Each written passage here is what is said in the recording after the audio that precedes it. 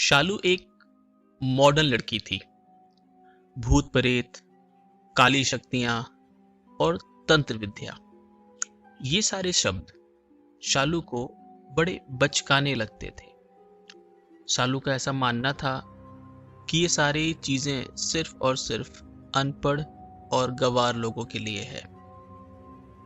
फिर एक दिन समय ने करवट ली और शालू के जीवन में एक ऐसी घटना घटी जिसके घटने के बाद शालू को इन सभी चीजों पे यकीन होने लगा और उसका नजरिया एकदम बदल गया।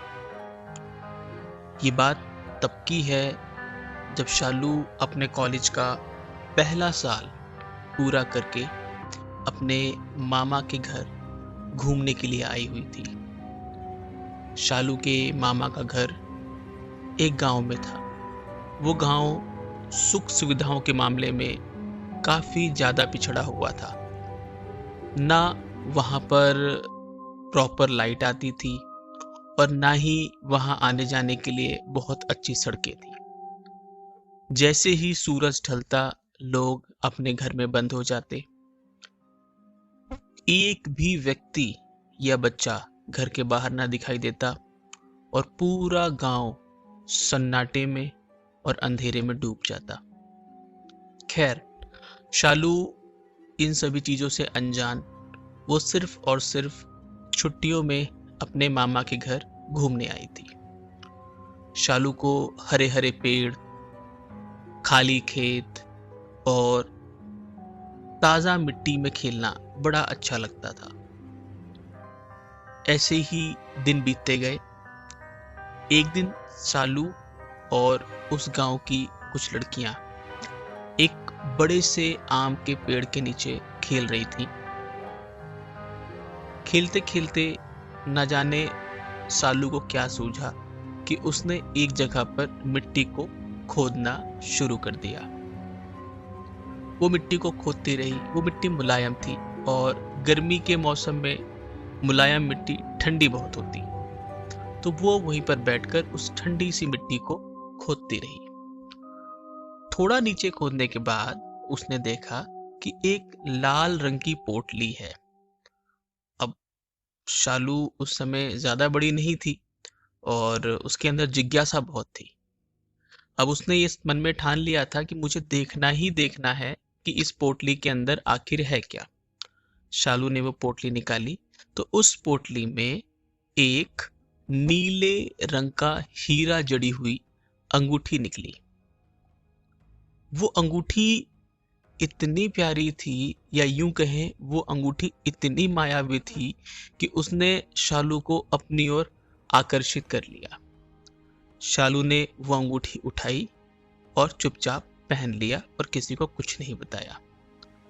रात में जब शालू खाना खा के सोने के लिए गई, करीब 12 से 1 के बीच का समय रहा होगा कि शालू को अचानक ऐसा महसूस होने लगा जैसे कोई उसकी चारपाई को उठा रहा है। कभी उसकी चारपाई सिरहाने की तरफ से ऊपर उठ जाती, कभी उसकी चारपाई पैरों की तरफ से ऊपर उठ जाती, कभी उसकी चारपाई पूरी की पूरी हवा में आ जाती। फिर अचानक से शालू को महसूस हुआ जैसे कोई उसका गला दबा रहा है। शालू को कुछ समझ में नहीं आ रहा था कि ये हो क्या रहा है। जब चीजें सामान्य हुई, शालू तेजी से चारपाई से उतरी और अपने मामा को देखने के लिए गई। जब मामा को देखने के लिए गई तो उसने देखा कि एक काली सी औरत उसके मामा की गर्दन को काटकर अपने हाथ में लिए खड़ी है। पूरे घर में खून ही खून बिखरा हुआ है। पूरे घर में नर कंकाल बिखरे हुए हैं। ये देखकर शालू की हालत खराब हो गई। शालू वहीं बेहोश होकर गिर पड़ी। सुबह जब उसे होश आया तो देखा उसके मामा उसके सामने खड़े हैं, आसपास के लोग उसके सामने खड़े हैं। शालू बहुत तेज से चीखें मारती हुई मामा की तरफ बोली कि मामा, आपकी तो रात में गर्दन कट गई थी, आप जिंदा कैसे खड़े हैं? शालू के मामा को उसकी बात समझ नहीं आई। उन्हें लगा शायद सालू ने कोई डरावना सपना देखा है। उन्होंने सालू से सारी बातें पूछी। सालू ने सारी बात, वो अंगूठी से लेकर जो रात में उसके साथ हुई, वो सारी बातें अपने मामा को बताई। मामा समझ गए थे कि हो ना हो शालू के पीछे किसी बुरी आत्मा का साया पड़ चुका है। उस गांव में थोड़ा सा आगे जाने पर शिव जी का मंदिर था। उस मंदिर में एक पुजारी जी रहा करते थे, जिन्हें लोग प्यार से भोला कहते थे। भोला बाबा शंकर जी के बहुत बड़े भक्त थे। ना उन्होंने शादी की ना कुछ, सिर्फ और सिर्फ शंकर जी की भक्ति में लीन रहते थे। शालू के मामा उसको लेकर भोला जी के पास गए। इससे पहले शालू के मामा भोला जी को कुछ बोलते, भोला पहले ही बोल पड़े, इस लड़की के पास उस चुड़ैल की श्रापित अंगूठी है। शालू के मामा चौंक गए और बोले, जी पंडित जी, लड़की के पास अंगूठी तो है।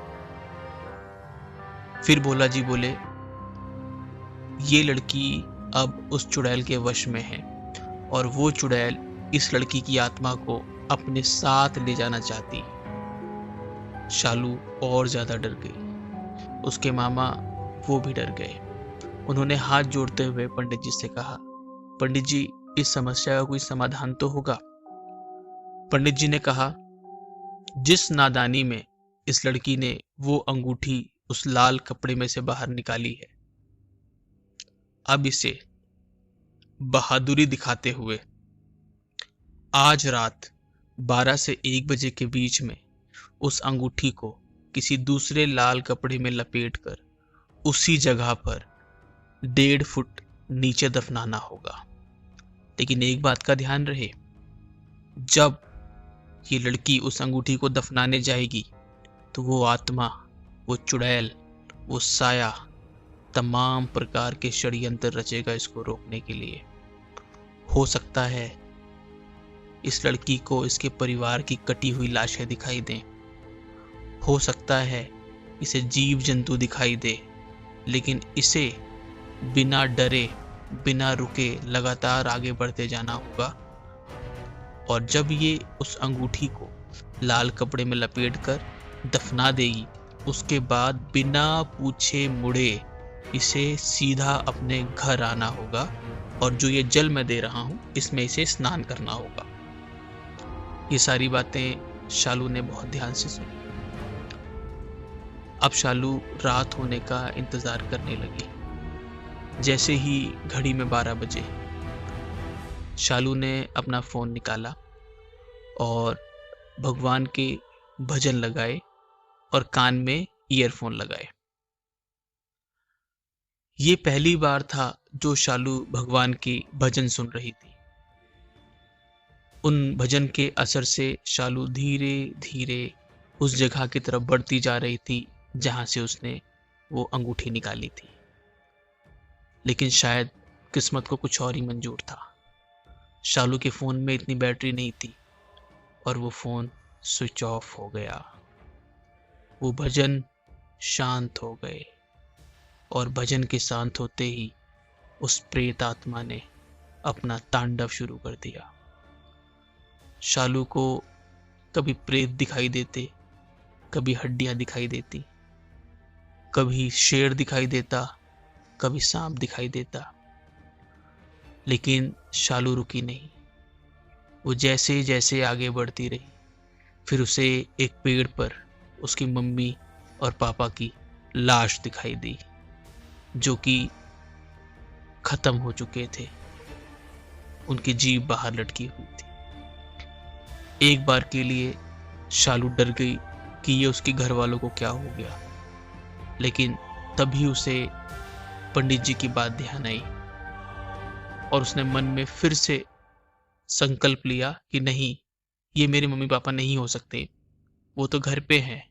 ये हो ना हो ये वही प्रेत आत्मा है जो मुझे भटकाने के लिए ये कर रही है। और उसके बाद वो दोनों लटकी हुई लाशें बहुत जोर जोर से हंसने लगी और बोलने लगी, ये अंगूठी तुझे चाहिए थी ना, ले ले, पहन ले और हमारे साथ चल। हम तुझे और सारा खजाना देंगे और हीरे जवाहरात की अंगूठियां देंगे, पहन ले, चल हमारे साथ। मगर शालू रुकी नहीं।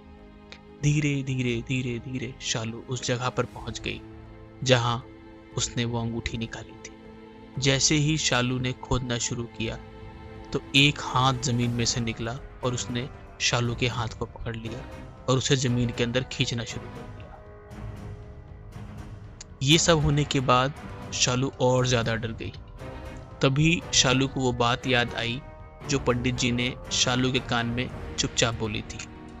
पंडित जी ने शालू के कान में चुपचाप एक बात बोली थी कि ये चुटकी भर भभूति मैं तुम्हें दे रहा हूं, ये तभी इस्तेमाल करना जब प्राण पे बन जाए।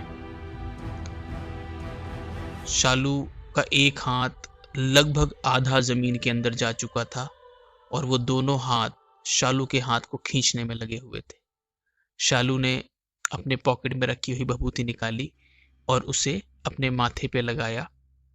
जैसे ही माथे पे भभूति लगाई, वो हाथ जो उसे जमीन में खींच रहे थे वही भस्म होने लगे। उसके बाद शालू ने देरी ना करते हुए जल्दी से गड्ढा खोदा, लाल कपड़े में वो अंगूठी रखी और उसे वहां दफनाकर वापसी लौटने लगी। जब उसने वापसी लौटना शुरू किया, उसे ऐसा लग रहा था जैसे उसके पैर भारी हो गए। घर का वो रास्ता जो उसने पिछले 15 मिनट में तय कर लिया था, वो रास्ता उसे तय करते हुए आधे घंटे से ऊपर हो चुका था, मगर वो घर तक नहीं पहुंच पा रही थी। अंत में उसे एक बात ध्यान आई जो उसकी मम्मी हमेशा कहा करती थी, भूत प्रेत निकट नहीं आवे, महावीर जब नाम सुनावे। पहली बार शालू को इन पंक्तियों का एहसास हुआ और उसने यही पंक्तियां बोलना शुरू कर दिया। डर के मारे वो पंक्तियां भी ठीक नहीं बोल पा रही थी, बस जैसे तैसे उसके मुंह से यही निकल पा रहा था, भूत प्रेत निकट नहीं आवे, महावीर जब नाम सुनावे। इस प्रकार डरी हुई सहमी हुई आवाज में वो इन पंक्तियों को बोलती रही और धीरे धीरे वो अपने घर पहुंच गई। घर पे उसके मामा ने पंडित जी का दिया हुआ जल पहले से तैयार रखा था। आते ही शालू ने उस जल से स्नान किया। जब शालू उस जल से स्नान कर रही थी तो उसके शरीर से खून जैसा कुछ बह रहा था। ऐसा लग रहा था जैसे किसी ने शालू के ऊपर बहुत सारा खून डाल दिया हो। धीरे धीरे वो सारा लाल रंग उसके शरीर से हटता चला गया और शालू अपने आप को बहुत हल्का महसूस करने लगी। उसके बाद शालू ने उन मंत्रों का जाप करना शुरू किया जो उन्हें पंडित जी ने दिए थे। मंत्रों का जाप करने के बाद शालू को अब अच्छा लग रहा था। अगली सुबह शालू पहली बस पकड़कर शहर वापस लौट गई। आज इस बात को 10 साल बीत चुके हैं, मगर शालू लौट के अपने मामा के घर नहीं गई। अब शालू खुद को भी मानती है और भगवान को भी। दोस्तों, जरूरी नहीं कि जो चीजें हमें दिखाई ना दें वो नहीं होती। हम इस कहानी के माध्यम से किसी भी अंधविश्वास को बढ़ावा नहीं देते हैं। नासमझी में और नादानी में कोई ऐसा कदम ना उठाएं जिससे आपके जान पे बन आए। जमीन के अंदर दफन हर चीज अच्छी हो, जरूरी नहीं। तो अगर कभी ऐसा कुछ हो तो सतर्क रहें। अगर ये स्टोरी आपको पसंद आई हो तो इसे एक लाइक करें, शेयर करें और ऐसी और कहानियां सुनने के लिए हमारे इस चैनल को सब्सक्राइब करें। Thank you.